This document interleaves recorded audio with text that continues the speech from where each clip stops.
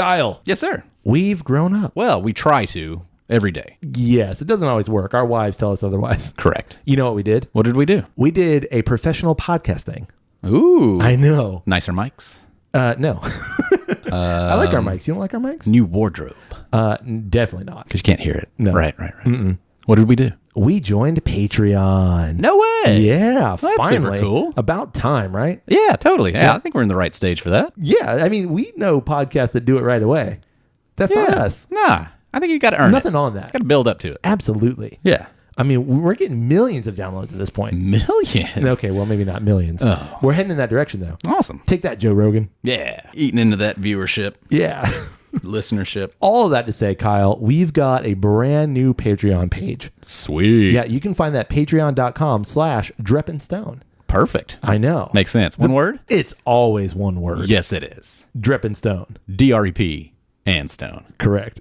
Sweet. Yeah, there's a couple of different tiers on that Patreon, and go there. Honestly, it tells you exactly what you get through Patreon, and there's a lot of cool stuff. Access to behind the scenes, access to what's going on in our general lives. It's a lot of fun. Our Buy Me a Coffee page, Kyle, it's still up. It's still working. Still brewing. Yeah, but we're slowly making that transition over to Patreon, and it's a lot of fun over there. I gotta be honest with you. That's pretty exciting. It is really exciting. Yeah. Videos, comments, direct links. That extra juicy content that you're really looking for. Anyway, again, that is patreon.com/Dreppenstone. The links are everywhere. And we'd love it if you help support the podcast. Absolutely. You got to come join along. Yeah, it's a lot of fun. A lot of fun. To the episode, Kyle. Here we go.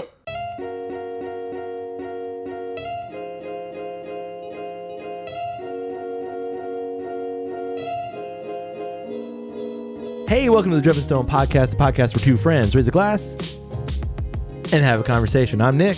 I'm Kyle. Kyle. Yes, sir. Still summer. Indeed it is. I feel like we just did this. Yeah.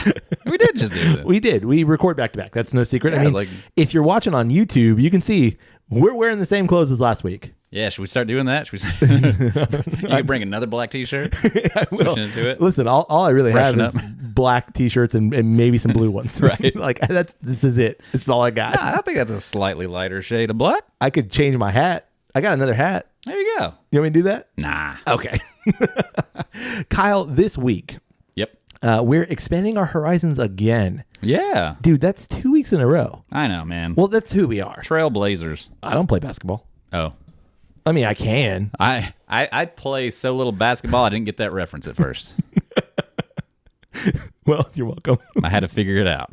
Then I got What is he talking about? Oh, it's a Trailblazer. team. Oh, okay. Oh, right. Yeah, Michael Jordan didn't play for that one. Yeah, the New England Trailblazers. I think San Antonio Trailblazers. That's it. All right. So we have here Yep.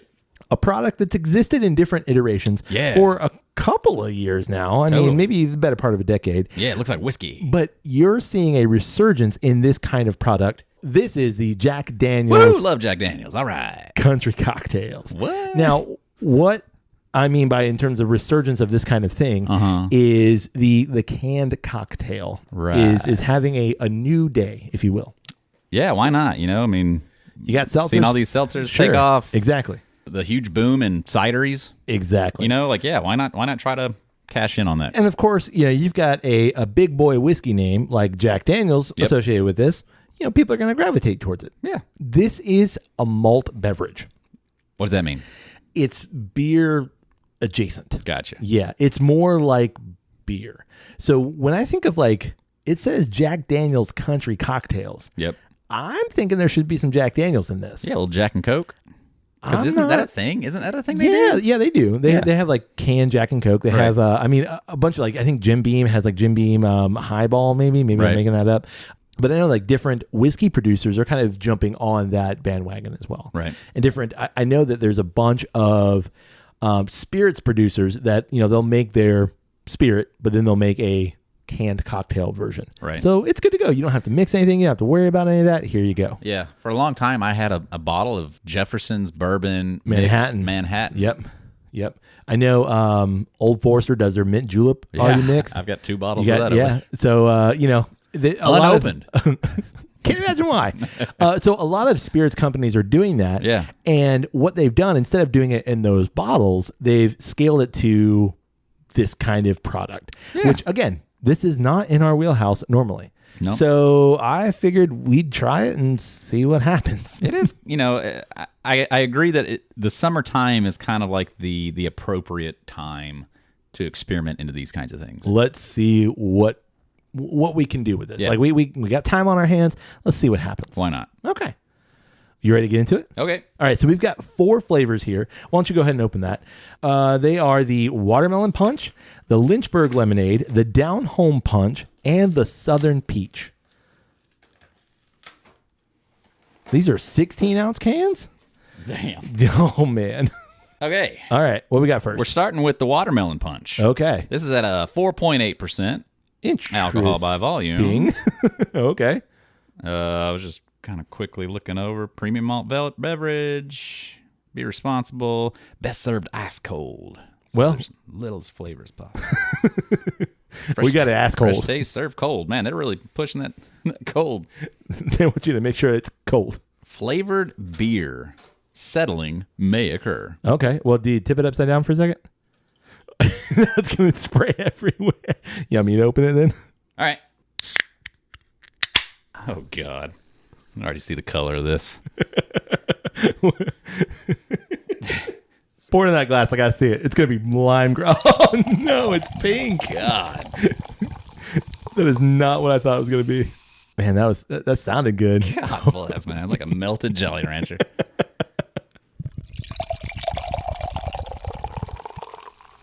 Can I see the can? Indeed. Do I have high hopes?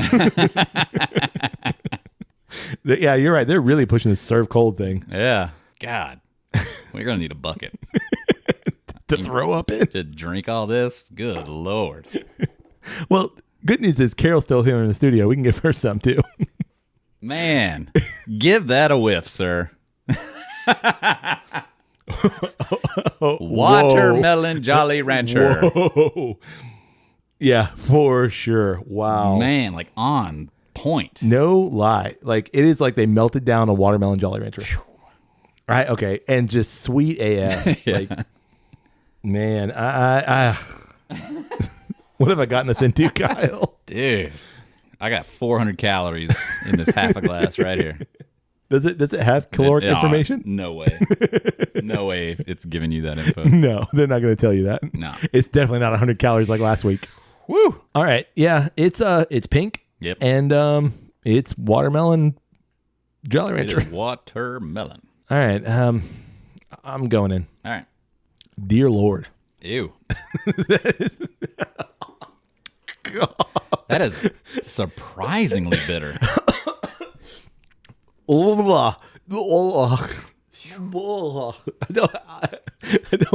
want to take another sip. I don't know that I need to. Wow, that is terrible. Yeah, it's like if you were to get a watermelon snow cone, but just drink the syrup and don't actually put it into a snow cone. Like this might be okay if you poured it over a snow cone. Should we put it over ice? Do you think that'd make it better? No. Oh, wow. Wow, that is sweet. Yeah, who would drink a whole can of that? Oh. Okay, I'm trying to pull out some flavors here, and it's just watermelon Jolly Rancher, like you melted it down, or that snow cone 100%, or like like you get the snow cone and you get down to like the bottom of it, where it's like all just that concentrated juice, like, and it's like it does have that kind of like sweet bitter. Yep. And that's what this is. It's every like sip. It's like cotton candy, but like you got your cotton candy wet. Yeah. And it's like yeah, you took the whole big huge thing of cotton candy and condensed it down and did it as like a sugar cube. like a cotton candy shot. Woo! Wow. Are you getting like any sort of alcohol nature on this at all? No. It's just sweet. And it doesn't get better. Mm-mm. I don't know that I could pick out and say that like there's this kind of an alcoholic thing happening. Like, if you actually had Jack Daniels in this, it would, I don't know if it'd make it, I don't know if it'd make I don't want to waste it. I don't know if it'd make it better, but at least it'd give you something else to think about. Cause man, it's just straight gross. Yeah. Just pass that over to Carol. Just let her try it. It's gross on the aftertaste. Like it's still in my, it's like coating my throat. Woo! All right, well, we're gonna do all these for science. I think we have to. I think we have to do them all. Surely, because there's nothing about that is like watermelon. It's just like that fake candied thing. Yeah. Like there's nothing about that like is refreshing and delightful. Everything about this says gross. Hangover and death. Yeah. Okay. Gross. Like, if you want people to enjoy your product, don't give them that. Yeah, I don't know a place where it's like, Yeah. Well, although it does have like a Hawaiian punch, because I never enjoyed Hawaiian punch myself, so it does have kind of that Hawaiian punchy kind of like overly sweet, just kind of. The thing is though, it's not even high. It's not high ABV, so like you're gonna have to drink several of these before you're like, ooh, yeah, And at that point, you've consumed so much sugar that a day's worth of calories, right, in a can. All right, well, cool. Before we move on to the next one, yep. What do you want to talk about? Yeah, let's start a conversation. Around this thing. Something that recently wrapped up. Yeah. A couple of weeks ago that we haven't had a chance to talk about. Okay. Did you watch Obi Wan Kenobi? I did watch Obi Wan Kenobi. We're Star Wars fans. Yeah, we are. We enjoy the wars and the stars. And it's been a minute since we've talked Star Wars. We did the episode way back on how excited we were for the Rise of Skywalker. Yeah. And then that happened, and then we've talked about the Mandalorian a couple of times. Yep. And how things were moving in a positive direction. And so at this point, the book of Boba Fett has come out, right? And a lot of stuff has been announced, and then there was like the huge excitement of the Obi Wan Kenobi series coming out.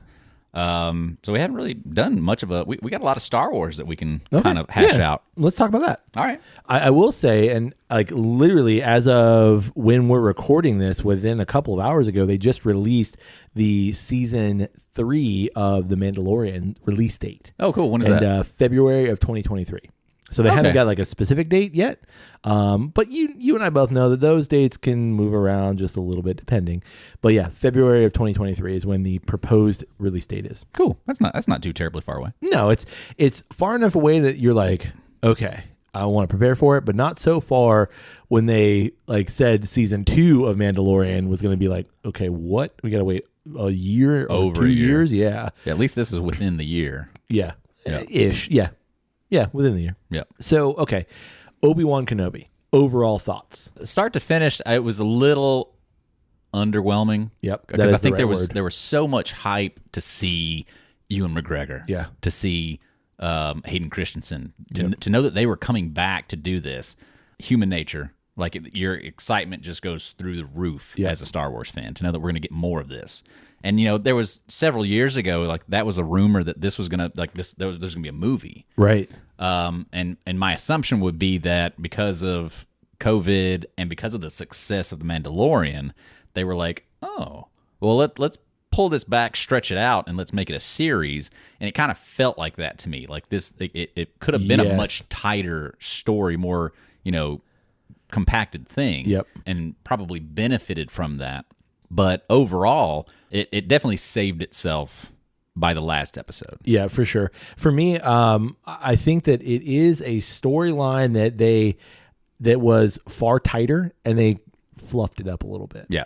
And they didn't do that necessarily through story, but they did it through like shots and placement and just like unneeded things. Right. That I wasn't disappointed by, but I was also like, you didn't need to do that. Right. These kind of things you've added, they're not bad. Like I enjoyed the whole series. It's just like, you've made some interesting decisions here. Right. But I am that person who was super hyped to see Ewan McGregor come back. I mean, I like Ewan McGregor as an actor. Same. I really like him as Obi-Wan.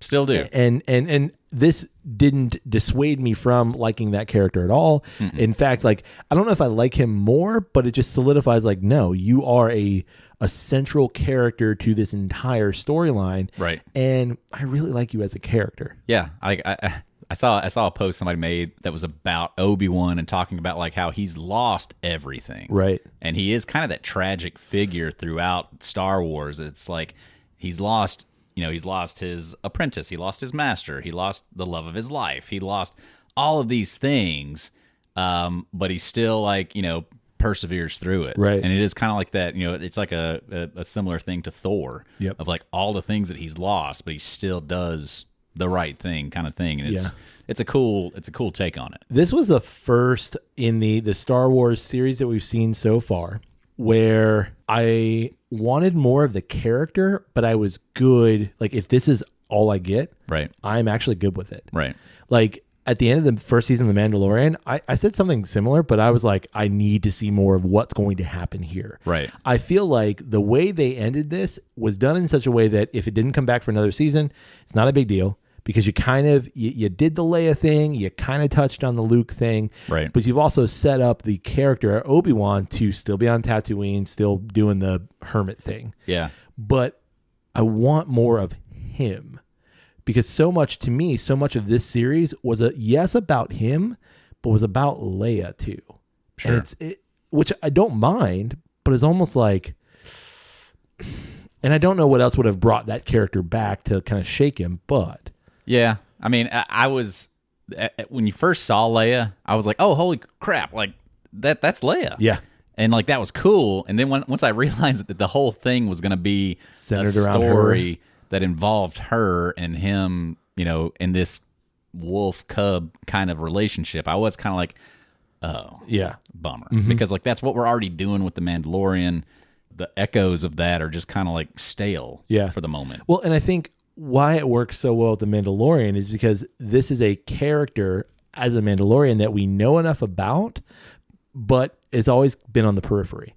Whether it's been through bounty hunters or it's been through just, kind of standalone characters. But because you have Obi Wan Kenobi, who is such a central character to the entire franchise, and then you're putting him in that wolf and cub kind of situation in 6 episodes, or was it 7? It was I think pretty, it was 6. Okay, it was pretty compact. I just felt like I've seen this. Well, it was that, and for me, it works so much better with The Mandalorian because we don't know where that story's going. Absolutely. We know essentially where this has to end up. Right. So, it's just more or less how are we going to get to there? Right. So it's not as engaging. I mean, that's a good point because all of the characters that you kind of have a stake in, are going to survive at least until, they're 20 years old. Right. I mean, Obi Wan Kenobi is not going to die in any of these episodes. Right. Darth Vader is not going to die in any of these episodes. Luke and Leia are going to live. The Organas are going to live until a certain point. But, you're not going to, you don't have any of those stakes.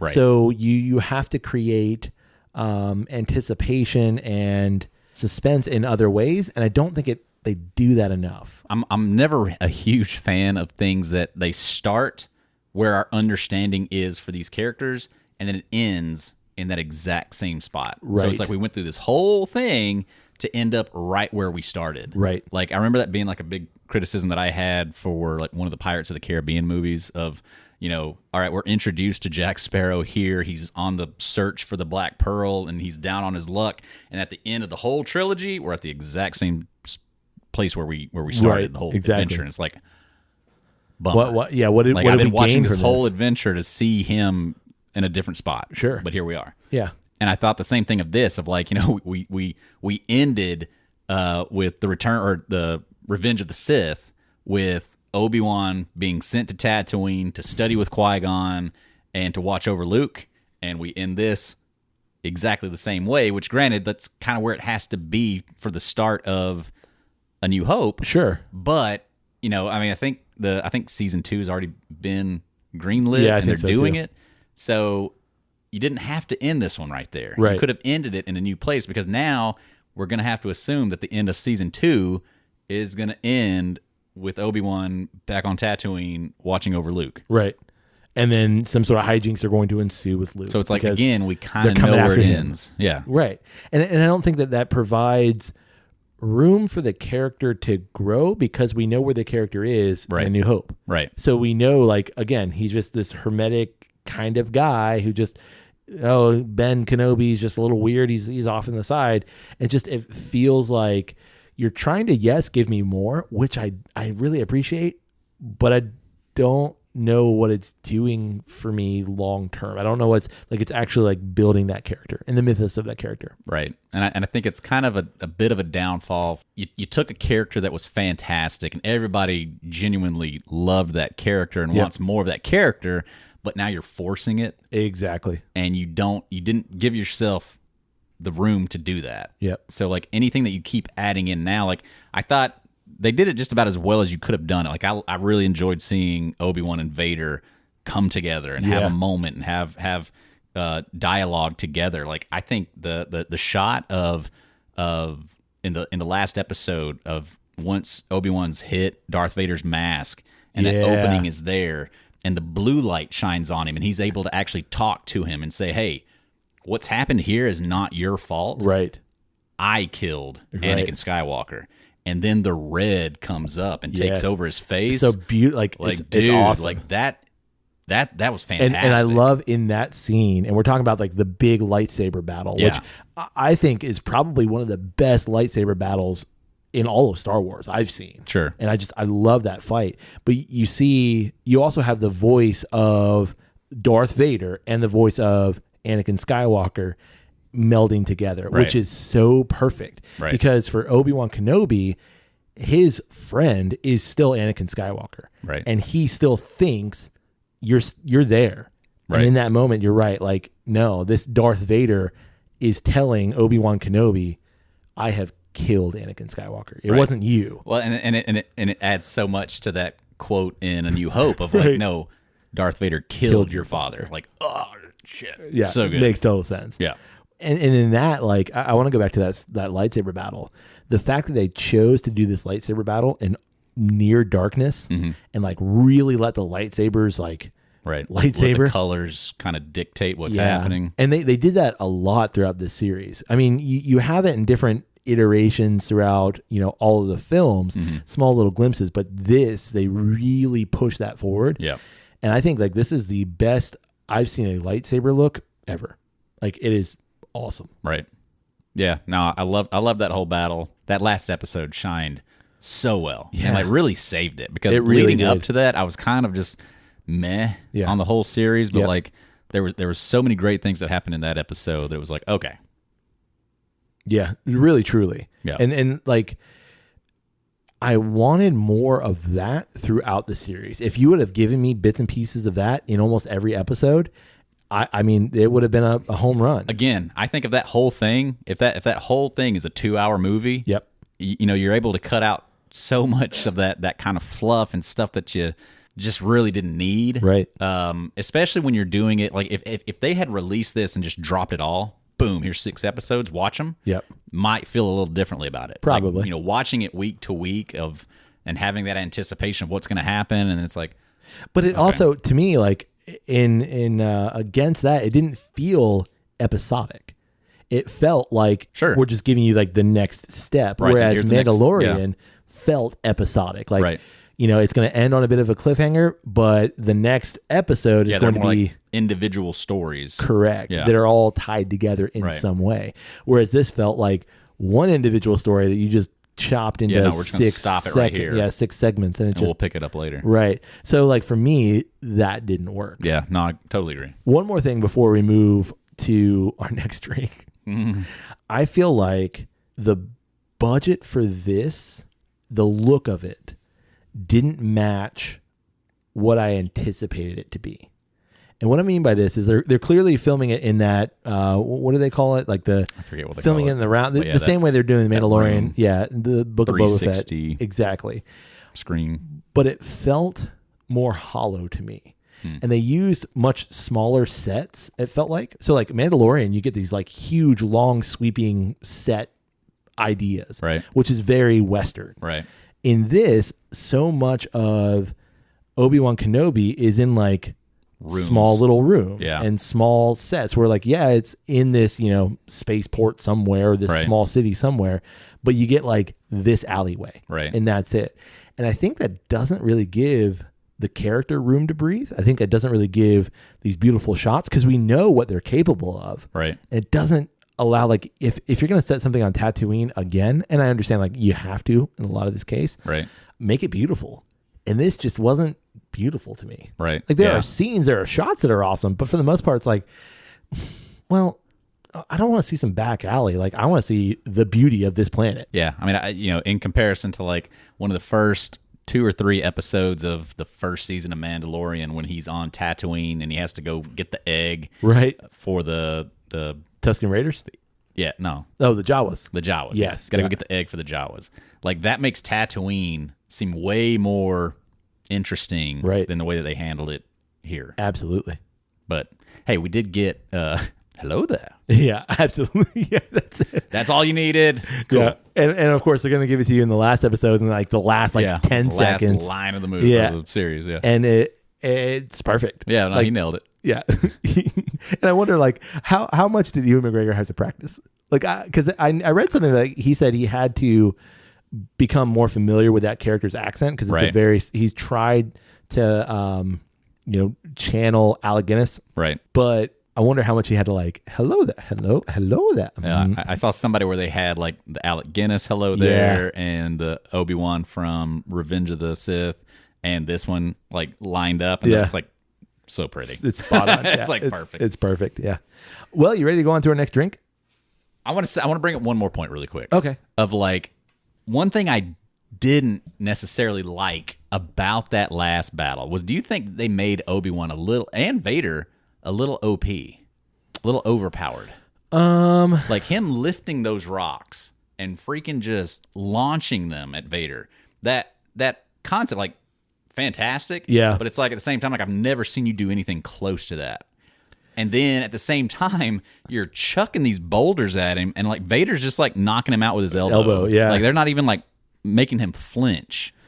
I was like, I like the idea, I like the concept, but like he's not even feeling this. Yeah. So like, what's the point of doing it? They're like bubbles hitting him. It's popping. Very like the Force Unleashed video games, like from 10 years ago at this point, right? And the newer series, the last 3 films, it's very in that same vein, right? Where it's like, no, we're gonna show you what the Force really is like, but then like if you're thinking in terms of the timeline as a whole, then you get to New Hope. And like none of that really happens. Exactly. Like the most power that Vader exhibits is like, choking some dude. Chokehold. Yeah. And like, I just saw you take down an entire spaceship. Pull a ship out of the sky. Which when Rey did that, everybody was like, "What? Yeah, I like, thought it was cool. Who can do that?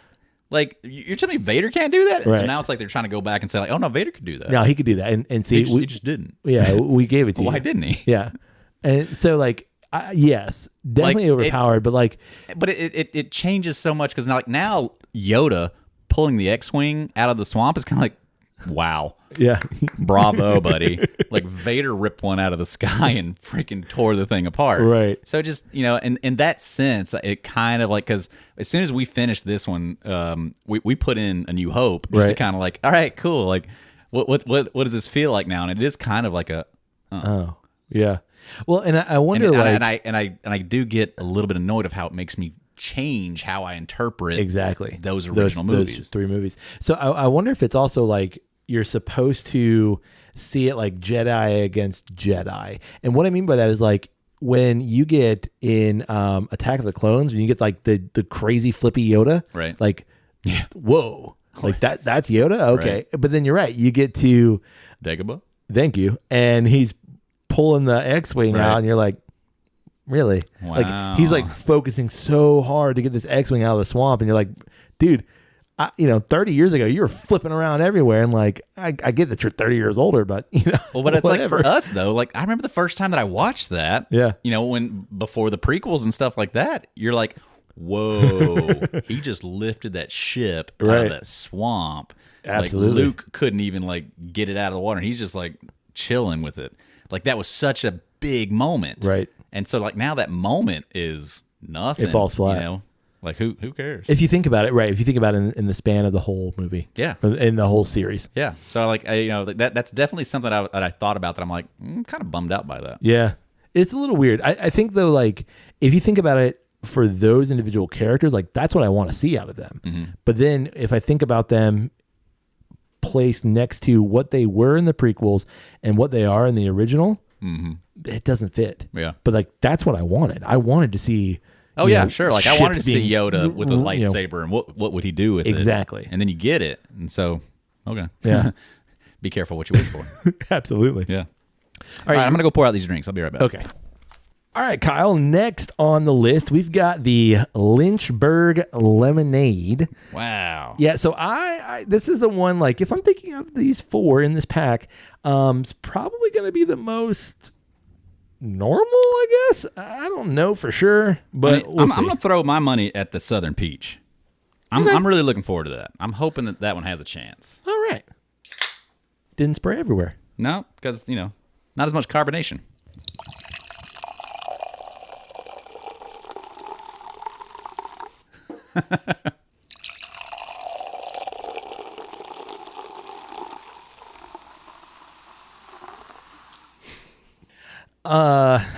Looks like lemonade. Sure does. In the glass. I mean, it's lemonade-esque. Yep. How's it smell? Smells like a Sprite.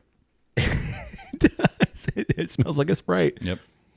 It doesn't have as much carbonation because, like, you smell a Sprite and it's like you're hit in the face with bubbles. Yep. You seen that challenge? People try and like chug a Sprite without burping. That's pretty funny. That's funny.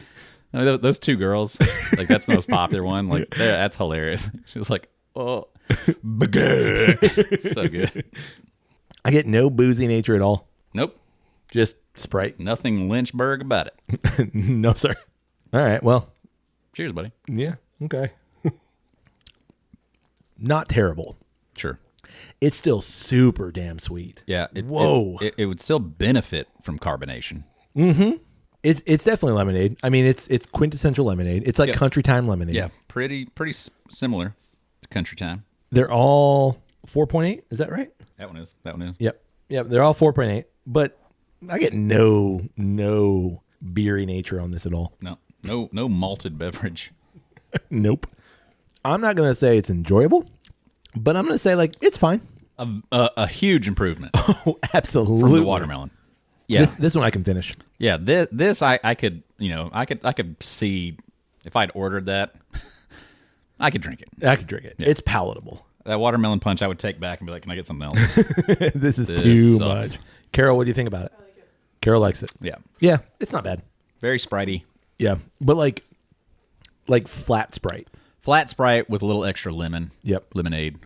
This is the one that they were like, we can make this a product. Right.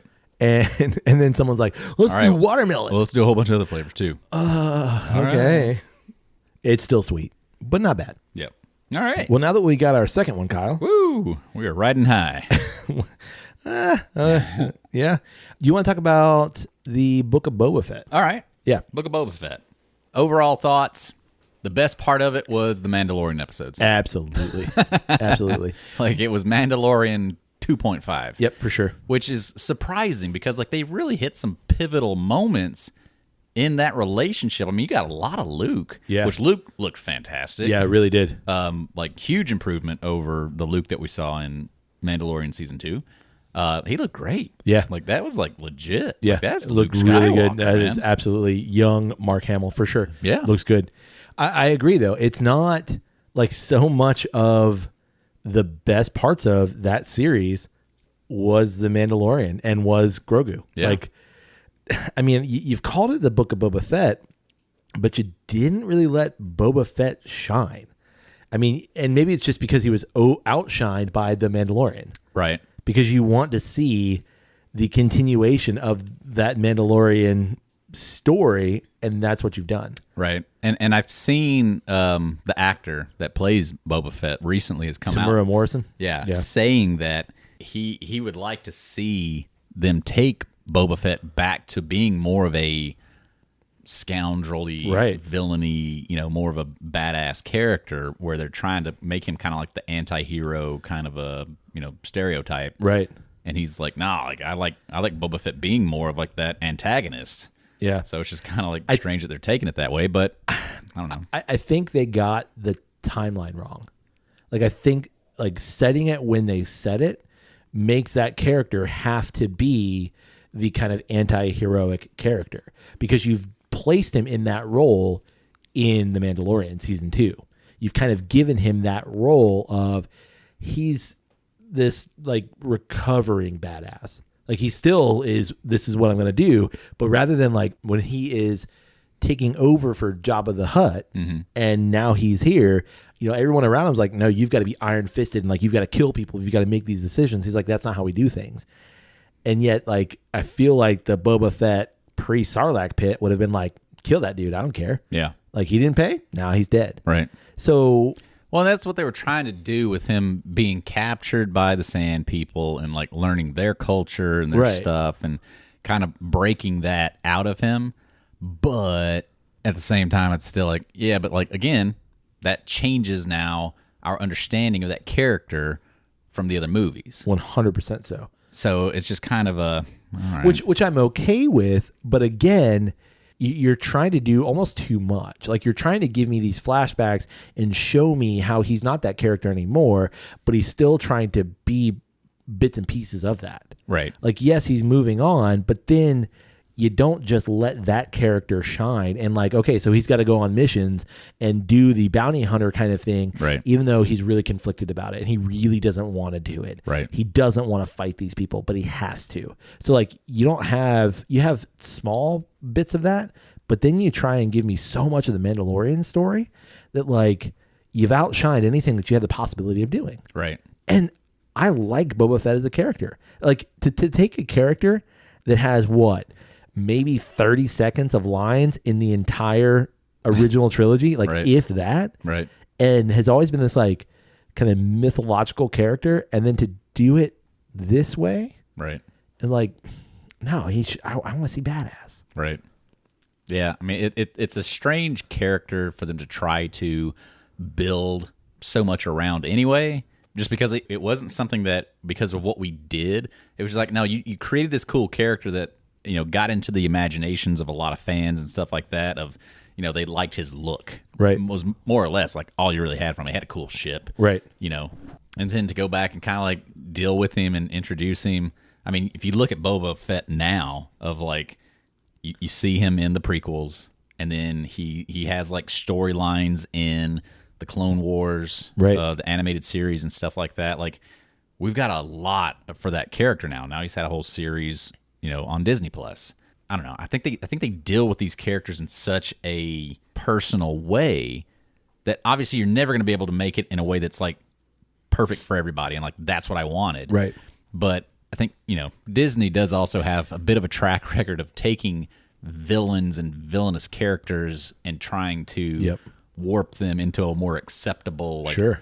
Okay, well, it's okay that you wear that because he's actually kind of a good guy, too. Like, it's okay that you like Boba Fett and you can wear a Boba Fett helmet. Doesn't make you a villain. Doesn't make you a bad guy. I don't know. Like, I feel like that's kind of what they did with Maleficent and stuff like that. I see that, and I don't dislike that, but what you could... I don't know if they were so...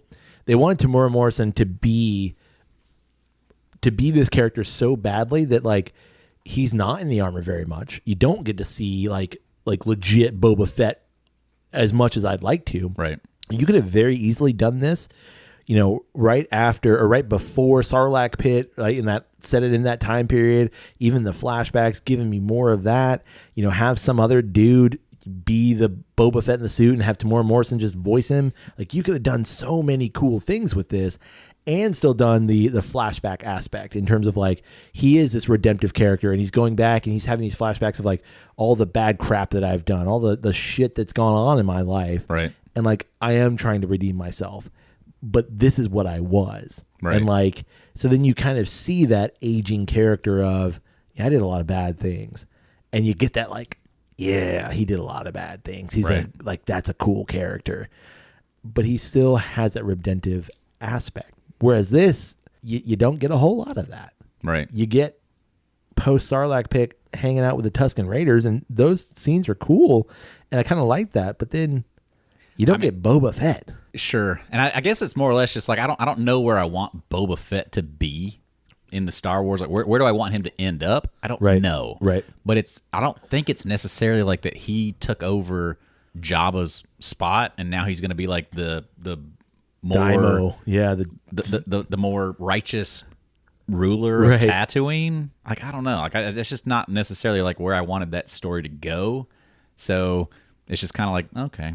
Because again, like yes, we know that he exists on Tatooine. So much of this is on Tatooine again. Right. But like clearly as a bounty hunter and the level of bounty hunter that he's been since his father was killed. Right. Like dude has seen some stuff. Right. Give me that. Like, right. Show me what happens to Boba Fett after Jango Fett's head's cut off. Like, what does he do? How does he engage? What really happened? Well, I mean, there's a lot of that in the Clone Wars stuff. Sure, where, like you see him as a kid growing up, and maybe that's it. Maybe they didn't want to trample on some of that and getting involved in bounty hunting. But it's just like this point, like him coming out of the Sarlacc pit, having just been put there by Han Solo, which granted it's not like he can go after Han Solo, but like I don't know, I feel like that more or less should be more of like have played more of a role. But you could have shown, you could have shown me that, or just like more of a conversation, even of just like how are you not more obsessed with that? This dude that you caught, right? That you were taking to Jabba, that escaped and sent you into that pit. That there was just no more of a fuck that Han Solo guy, or just I've got to go get that dude. Right. It was just kind of like whatever. Maybe it's because they knew that they weren't going to get Harrison Ford back, and like there was no culmination in that. So you don't need Harrison Ford. You just need to talk about Han Solo. And just I can't believe that they just mention them. Yeah, like I mean, did they even talk about Han Solo in the series at all? I don't think they do. No, that was never a mention, like or something in the back of his head of like this guy has ruined my life. Like I was doing well. I don't know. I had 6 lines in the movie. He was so obsessed with Han Solo right. that the Sand people were like, dude, chill out. Right. You got to forget that. Like that's not that was not you, or that's something that you've got to overcome now. Like that could have been more of the story, right? More or less. Okay. How about Cad Bane? I wasn't huge about it. Really? I love Cad Bane as the character, right. Cad Bane, but I didn't like the real version of him. Why not? I prefer his look and the take of him. Like it's the same voice actor, yeah, but just his presence, it looked too plastic. Interesting. Okay. It looked too rubbery. Sure. And they just, to me, they didn't get the look just right. Like there was something that was just off, that I think he exists better as an animated character than realized, or he should have been CG. Yeah, I can see that. If it wasn't the prosthetic, it's kind of the same thing. It looked a little too rubbery. I have my issue with Ahsoka Tano, like her the braid things. I don't know what they are, but like they need to be CG or something. They just look fake. Yeah, they look rubbery. Right, and that's it. Maybe it's budget. Maybe it could be a culmination or a combination of a lot of things. Yep. But it's like you're Star Wars. Yeah. Like I get that this is a series, but you could do so many cool things with that. Agreed. It almost felt like I like the look of that character in terms of like his presence, what he meant for the series.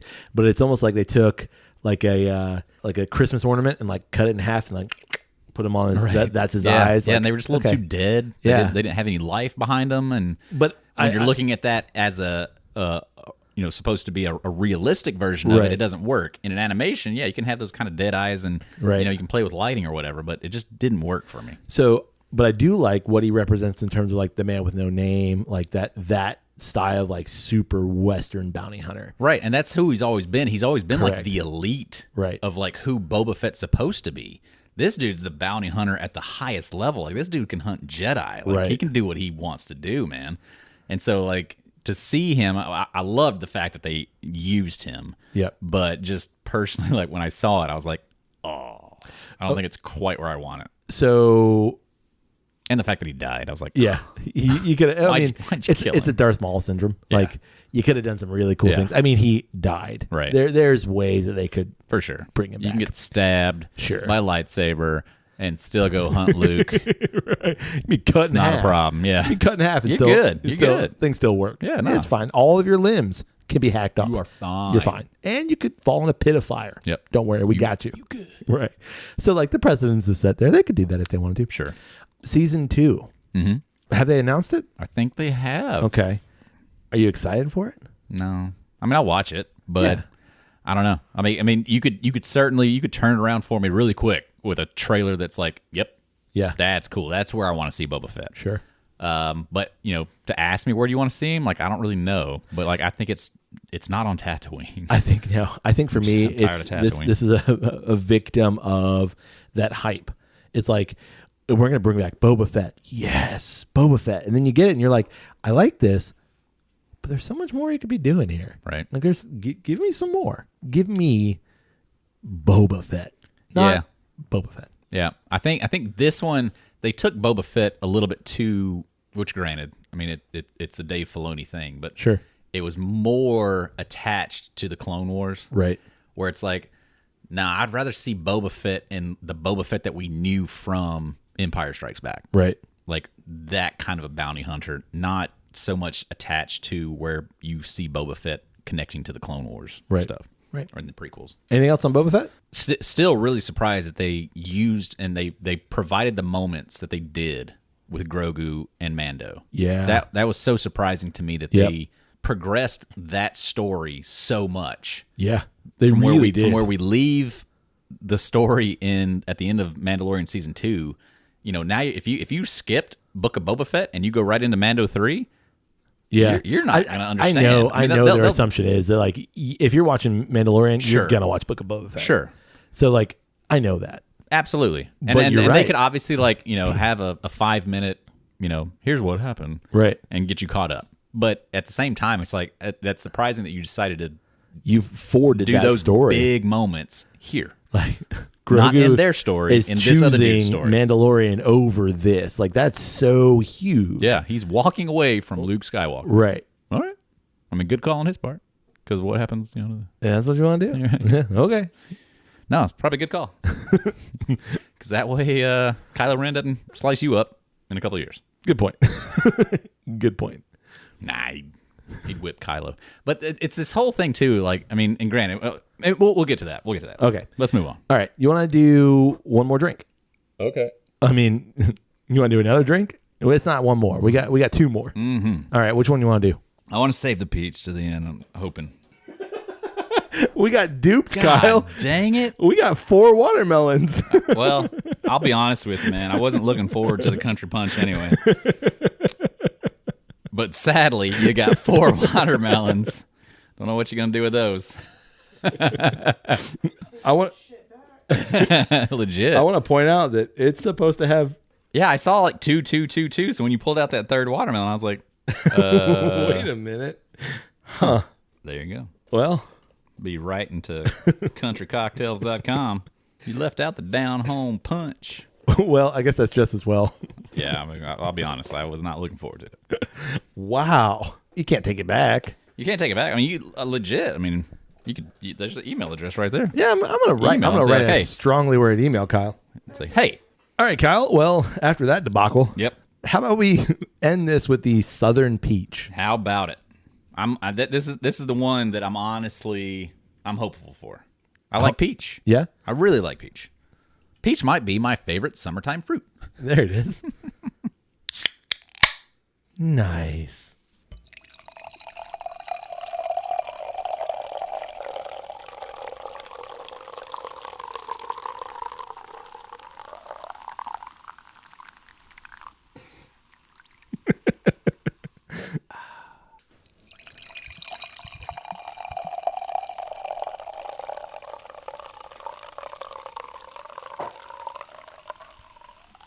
All right, the Southern Peach. Southern Peach. Looks peachy. Yeah, peach colored. Yeah. That's what you'd expect.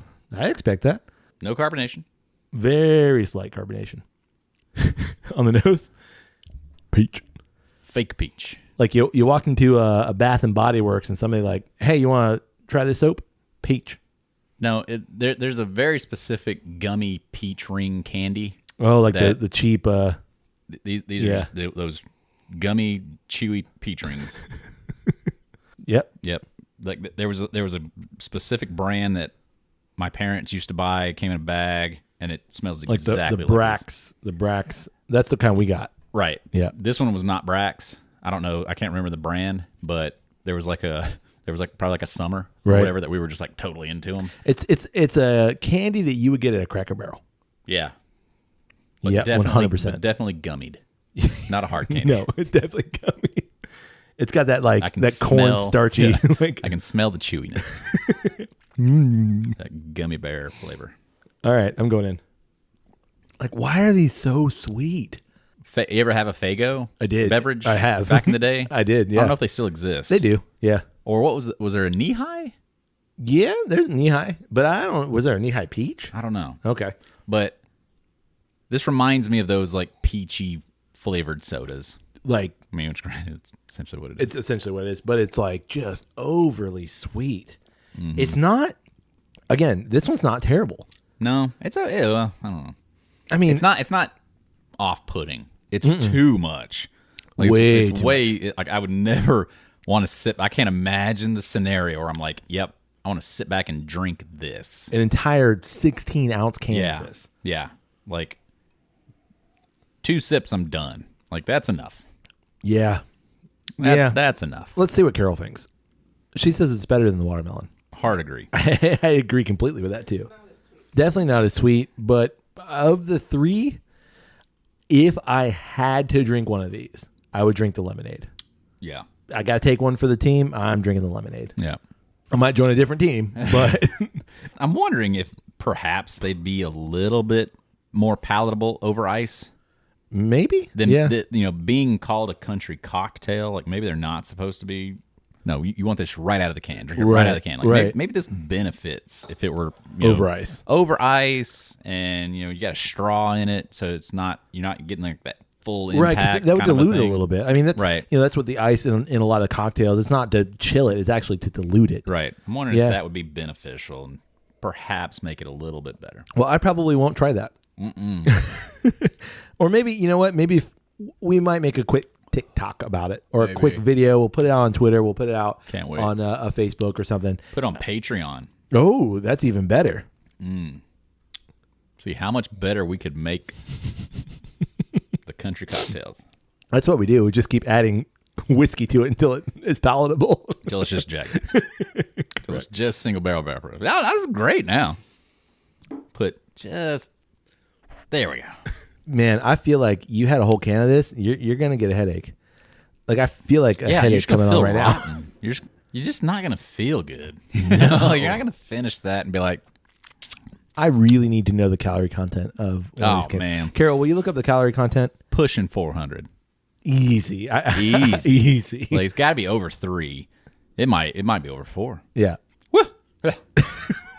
So sweet. If it were half as sweet, except for the watermelon, it would not be half as sweet, twice the proof. Right. That's a Dripping Stone country cocktail. Half as sweet, twice the proof. Might be better. 11% and only 2 grams of added sugar. All right, we did it. We did the Jack Daniel's country cocktail. Man, that is 2 things that 2 hard misses we've experienced new. Yeah. In the last 2 episodes. Yeah. Carol, when you find it, you let us know. We did the right thing. By what? Stepping out of our boundaries. Yeah. Now we know. Yeah. I mean, we had an inkling before. Now it's definitive. Not for us. Nope. So if you want to reach out to us, we've got another 6 cans. Yeah, totally. Got a lot of that watermelon. If you're a Jolly Rancher watermelon fan, we got the drink for reach out you. to us. Yeah. Reach out to us. What? Bullshit. In one 16-ounce can? Or in one serving. And there's 5 servings in each. So almost 400 calories a can. Ugh. Wow. I mean, we just basically had a meal. You don't need any more sugar. Yeah, bummer. I have to go for a long run after this. Burn off this sugar. All right, back to Star Wars. Okay. What are you excited about the things coming from Star Wars? The future. Obviously, really excited. And I already mentioned it. Really excited about Mandalorian season 3. That's on the horizon. It's over 6 months away. It's after. It's obviously it's in the new year. Yep. But I'm really excited to see what they do with that character now that Grogu has made a decision. Yeah. And now this, Yoda thing, because we don't really have a species for it. Right. How is he going to be a part of now the Mandalorian's life? Because it was always like this, will they, won't they kind of thing of he's trying to get, maybe I should rephrase that. No, I kind of like it. Okay. They're trying to get, what is he going to do with this thing? Because clearly he loves Grogu. It's very clear. And it's very clear that Grogu sees him as a father figure. Absolutely. So now what happens? Because we know that, Mandalorian is only going to live 75 years, give or take. Right. This Grogu character is going to live to be at least 900 or around that. Right. So as long as something doesn't happen to him. So, there's got to be some thought process there, because technically this Grogu character and the Mandalorian are basically the same age. Right. I mean, they said Grogu's supposed to be somewhere around 50 years old, something like that. Something like that. And Mandalorian's probably, maybe in his 40s. Pedro Pascal, he's in his 40s. So, they're about the same age. Right. Obviously, in terms of how that character develops, different. Right. Yeah, I think the fascinating thing about Grogu is I would like to think that surely to goodness that was their intent the whole time. But looking at it as far as because he is whatever species Yoda is, right, that he is now, I think, going to be the linchpin to further to basically go around the new trilogy, right? And Grogu will potentially be the character that is the Yoda for the original Star Wars, but he can be the older, wiser version of a Jedi that now we can go around that older that new trilogy and progress Star Wars forward. And they already can have a love for this character that has connections to Luke Skywalker, has connections to the prequels. Yep. He ties it all together. And they can very easily explain how Grogu is not mentioned in the sequels at all, because these characters would have never known about him, right? Because of something he does with the Mandalorian, and they would have never known about him, right? But we know as viewers he's been here the whole time, right? And we know what's even going on. He even ties into that new trilogy because he's part of whatever this whole cloning thing is that created Snoke. Absolutely, that's what they were trying to use him for. Yep. But he got out. Yeah, they didn't get him. He was the one that got away. He's the perfect character that ties together everything,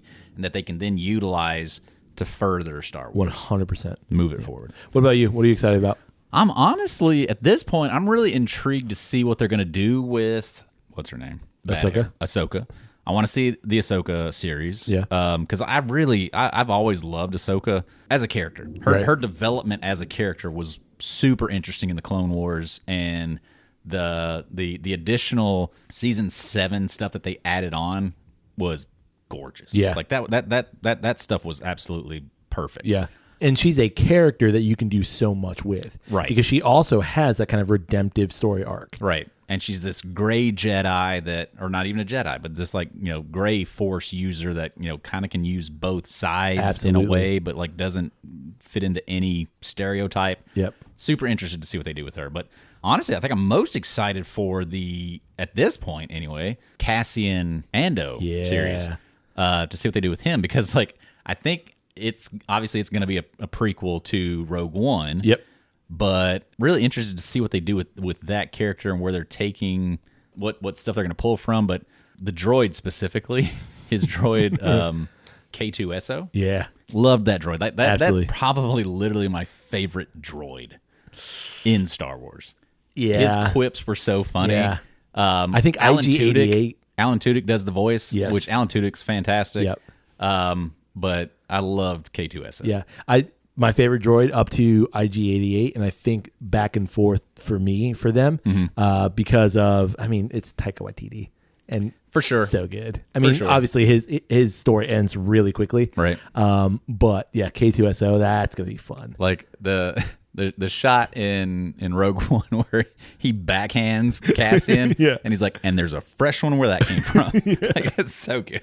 That cracks me up. Yeah. But yeah, no, his quips were so good, and honestly, he had such a cool arc in that story. Yep. And his death at the end of it was just so I think that was it was anti-Star Wars, the most emotional for me. For sure. Because it's anti-Star Wars, and he's the Han Solo that you've been wanting the whole time, right? And that's exactly. And that's kind of what I'm super interested in about too, is because now you're going to get this guy who's a Han Solo character, and we'll see what happens, because that's really what he was in that Rogue One, right? Okay? And I think that's going to be good. We drank some shit today. Gross. Okay. I was looking forward to today. Well, listen, how about we record one more episode, and we drink something that we, that's in our wheelhouse that we know is probably going to be great. We'll try it. Okay. And if we don't, The after party is going to be fantastic. 100%. Well, you got anything else on upcoming Star Wars or Star Wars that's been released? No, I think entertainment wise, like I mean, there's always like thoughts of like what they're doing and where they taking it, but just on stuff that's been announced. Yeah. No, I will say, like, even though through my criticisms over the last two things, like, I love it. Like, I want more. I love what they're doing. I want more of it. I want them to keep making more. I just want them to make more and better. Yeah, I think it's just because you understand what it can be. Absolutely. You understand how great it can be. So you just by all means keep making it, and surely to goodness at some point we're gonna strike rich and hit that thing. I think so. Final thoughts on the Jack Daniel's Country Cocktails. Hard pass. Hard pass. Yeah, just not for us. Not for us. Not our no. Good on you if you like that sort of thing. Drink what you like. Absolutely. I mean, we always say that. Drink what you like. Yep. We want to know what you think about the Jack Daniel's Country Cocktails and what you think about the Book of Boba Fett and Obi Wan Kenobi. Yeah, and just where do you think Star Wars is going in general? Are you more optimistic or are you more pessimistic? What do you think? And, we haven't gotten a whole lot in terms of new films. So we didn't even mention that. Like, what are they going to do? Well, yeah, that's what I'm saying. Like, in terms of what's been announced, that's where I'm at. Right. But, there haven't been any films announced. No. There was supposedly a trilogy of the Old Republic got greenlit, but we haven't heard anything officially about it. So that's, I want to know, like, would you be stoked to see another set of movies? Are you cool with just a series right now? Yeah. And see where they go with this. You can get in touch with us through email. It's drippinstone@gmail.com. You also get in touch with us through social media. It's always one word, Drippinstone. DREPN Stone. Come find us, like us, share a thing, comment on a thing.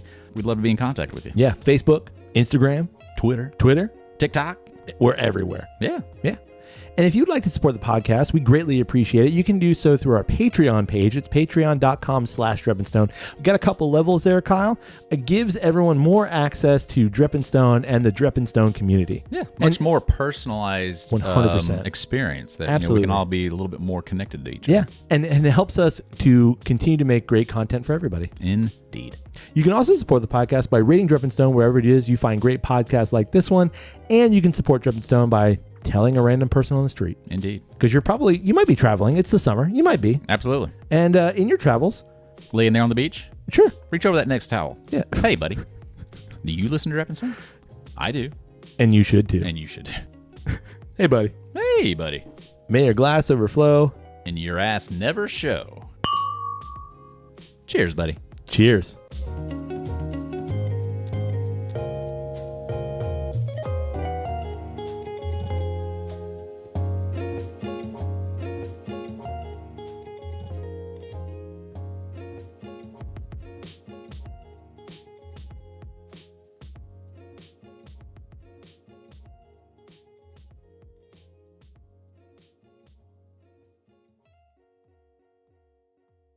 And disgrace the name of Wild Turkey. Woo. Emphasis on the poo. Wesley. Well, it had to be in the mic. Yeah, one was for the mic and one was for that. You gonna mouthful that one? Country punch. We lost the light. I'm gonna fix it real quick. That's a long pour. Lights on. We're lit. That's the Florida summer right there. Yeah. I delete all of that, Carol. So I don't keep that. Leave us now. Do not ever write into us. I don't keep that in. Maybe I'll get struck by lightning. Be a toasted marshmallow.